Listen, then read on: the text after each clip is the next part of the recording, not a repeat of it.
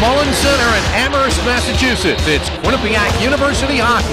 Tonight the Bobcats take on the Minutemen of Massachusetts. Pushes to center for the Bobcats and right back in the Minutemen. Hobbs centering bank, shot and a score! Hobbs with the good feed, and Pereira, when it wasn't Pereira, finishing it off. I think it was defenseman Kublin coming in on the left wing side, putting it home. Well, I mentioned before, Billy, how the Minutemen have been outscored 13-4 in the first periods of games this year. The puck was turned over the neutral zone. Hobbs, a great pass across. And an outstanding goal right there for the Minutemen as they take the 1-0 lead. Really a redirection right there. And, you know, sometimes, Billy, from a goal.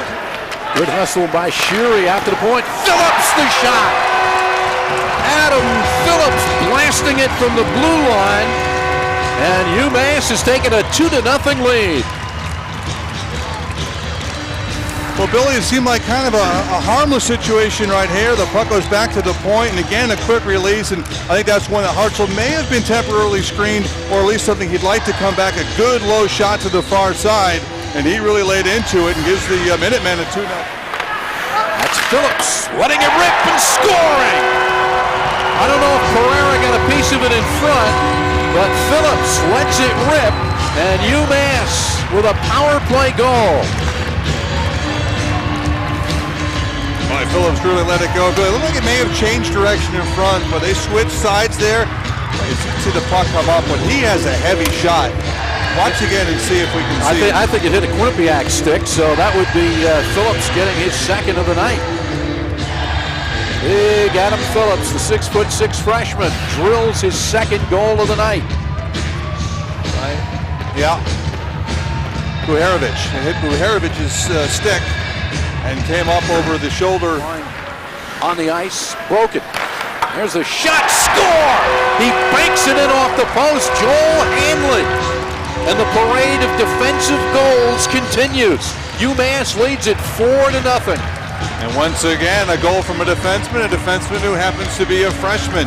Joel Hanley, the Ontario native, with another power play goal, the second for UMass, just off the drop pass, walks right in and fires. Beats him to the far side. The Minutemen take a 4-0 lead, so there've been some long-range damage today, Billy. And the last couple of goals coming on the power play, the Bobcats certainly have to stay out of the penalty box. 2 even strength goals, 2 power play goals, and Rand Pecknold is going to take a timeout. As Connor Jones coming in. Scores! Connor Jones, who has been the hotter of the Jones brothers of late.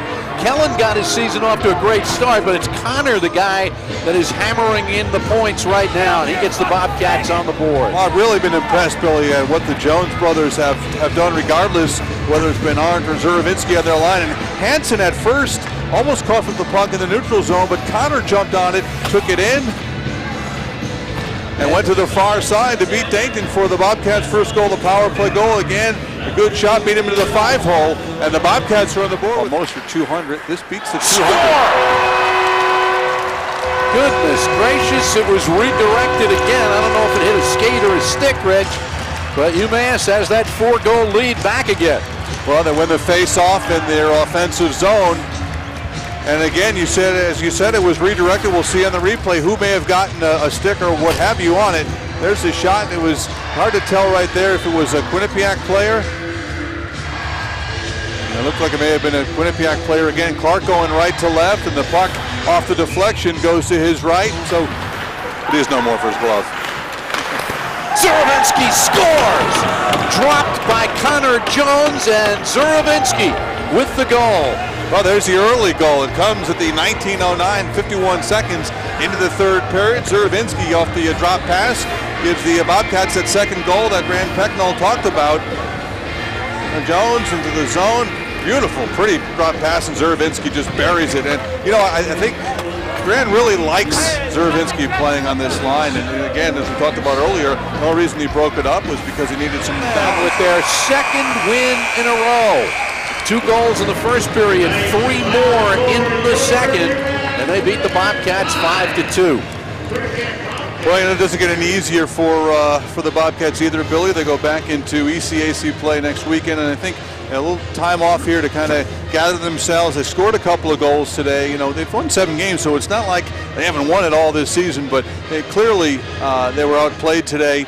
They got off to a bad start. UMass maybe trying to make it a point to get off to a good start. Played a good game, played a very good game, and the Bobcats never able to recover from that 2-0 hole they dug themselves in that first period. All right, our final score once again, Massachusetts 5, Quinnipiac 2. Quinnipiac basketball is back on Nesson Wednesday, a Wednesday matinee at 3 o'clock. The Bobcat women take the court against Vermont. For Rich Capola, Bill Mecca, and our entire crew, this is Bill Schweitzer saying so long. Thanks for watching, everybody.